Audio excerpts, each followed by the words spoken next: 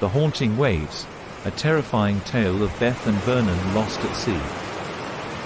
Vernon had always been a man of the sea.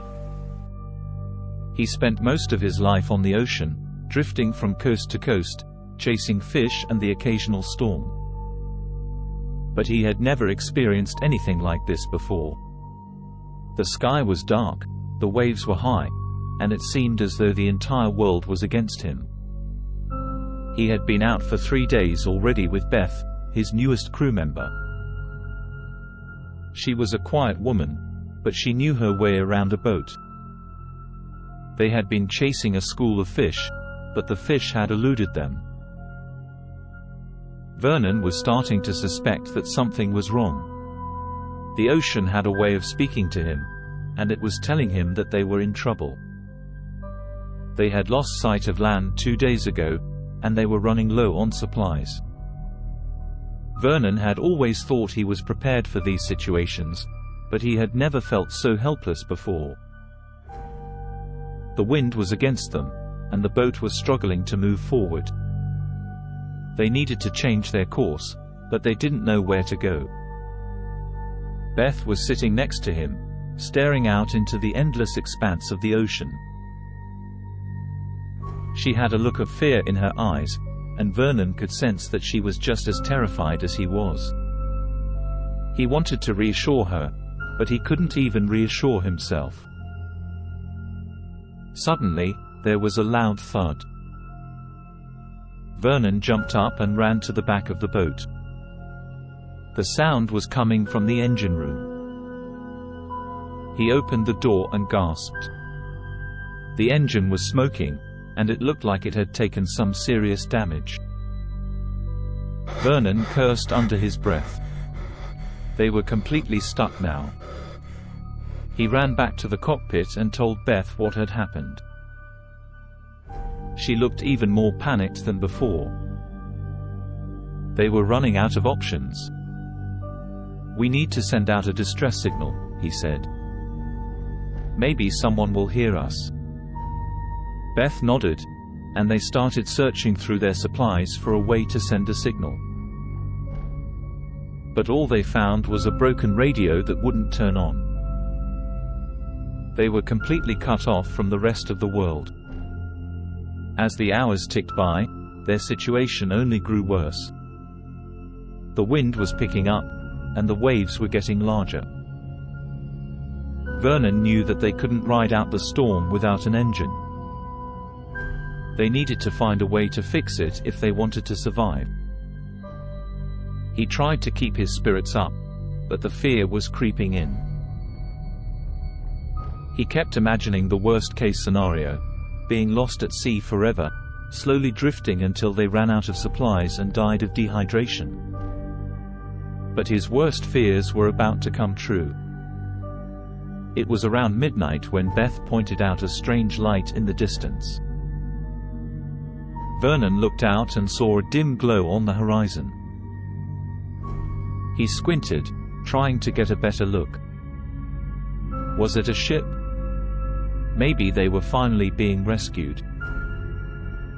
He grabbed his binoculars and looked through them. But what he saw made his blood run cold. It wasn't a ship at all. It was something much more sinister. Floating on the surface of the water was a small, wooden boat. But it wasn't just any boat. It looked ancient, like something out of a history book. But what was truly terrifying was the figure sitting in it. It was a woman, but not like any woman Vernon had ever seen before. She was old, with long, stringy hair and pale skin that looked almost translucent. Her eyes were pitch black, and she was staring straight at him. At first, Vernon thought he must be hallucinating. But as the boat drifted closer, he realized that this was all too real. He could hear her whispering something that sounded like words from a long-forgotten language. It was like she was trying to communicate with him. He tried to look away, but he couldn't. He was paralyzed, frozen in place by the woman's gaze. And then, things got even worse. The woman's boat collided with theirs, and the impact rocked their boat back and forth. Vernon stumbled, trying to keep his balance, but he fell to the ground. He looked up to see the woman standing over him, her eyes now glowing with an otherworldly light. He tried to get up, but he was too weak. The woman grabbed him by the arm, and he felt a chill run through his entire body. He knew then that there was no escape. The woman pulled him into her boat, and Vernon could feel the wooden planks creaking beneath him. He was surrounded by darkness, and he could only hear the sound of the ocean crashing against the boat. And then, he saw her face again. She was inches away from him, her black eyes staring straight into his soul. And then, she started to speak. Vernon couldn't understand the words she was saying, but he knew they were words of power. He could feel the strength leaving his body, as if she was draining him of all his energy. He tried to fight, but it was useless. The woman was too powerful. And then, just as suddenly as it had begun, it was over. Vernon felt his body go limp, as if all his life force had been drained out of him. And then, he was alone in the dark. The woman and her boat were gone, and Vernon was left to drift on the endless expanse of the ocean. The boat was empty, but he could feel the presence of something else there with him. Something that he could never escape from. Days later, when the Coast Guard finally found the boat, they found Vernon's lifeless body on it. But something was different.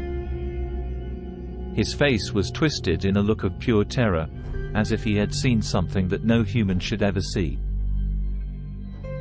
And no one could explain the strange markings on his skin, markings that looked like they had been burned into his flesh by an otherworldly presence.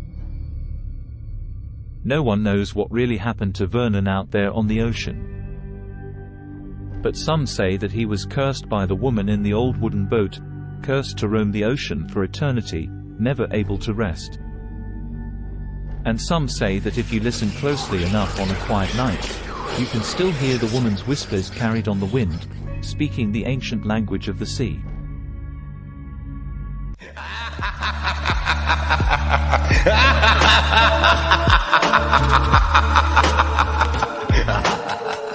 Thanks for watching.